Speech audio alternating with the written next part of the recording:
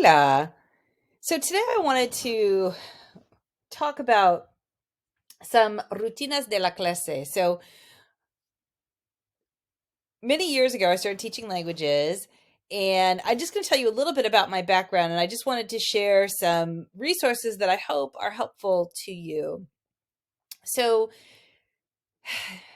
teaching languages, it's hard work, but it's also fun. And I believe it's essential for raising global citizens. And when I started teaching languages, I worked at a private school in New England, and then I taught at a university. And they were a great experience, but it was really different to this, right? Like teaching in a K through 12 environment. And so I want to pass on to you from my years of experience some things that I hope will make your life easier. So setting up your classroom, I like to think of it as my target language country, but I also think of it as, you got to think about the practical bits of it, right? In a big language laboratory at the same time. So the target language, culture, language lab, and a theater and a classroom at once. And I wanted to show you, some visuals to use early in the year. So, you'll have your cultural things, but things like this help with teaching grammar. And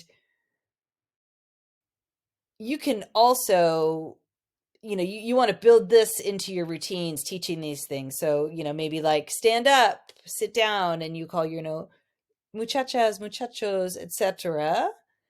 Right?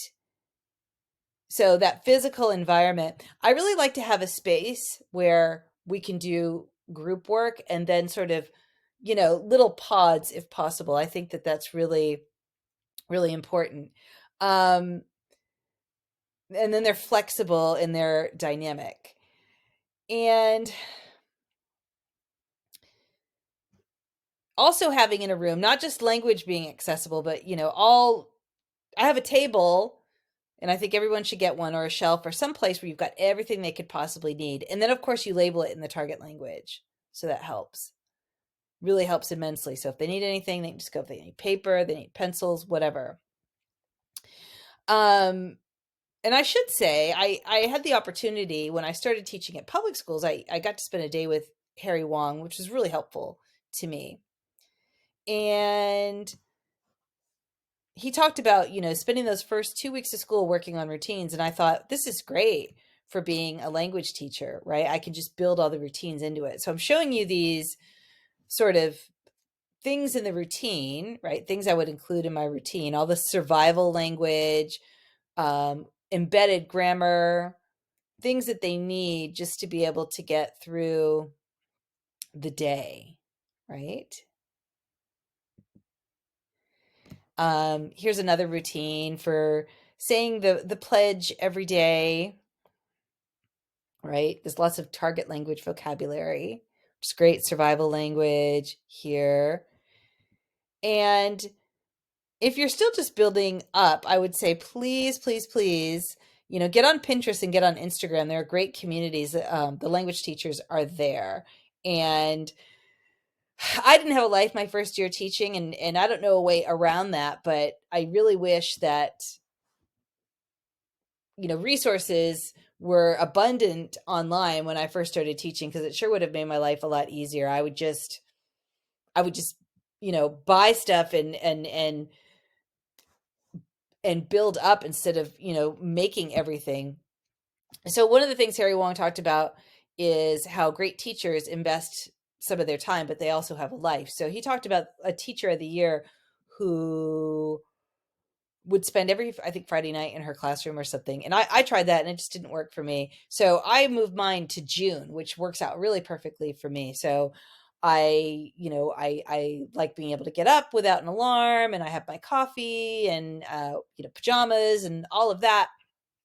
And I could just, create on my Mac and save myself a whole lot of work. But I'm not even sure if I would have done that if if I had some of the resources like Teachers Pay Teachers or some of these things that are people out in the community. So I'm just kind of going through, these are some, essentials that we start the year with,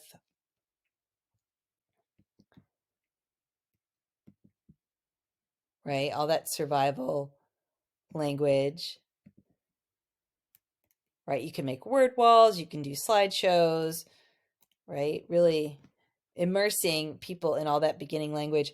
If you're looking for some more ideas, I'm going to link my Pinterest as well as these particular materials, because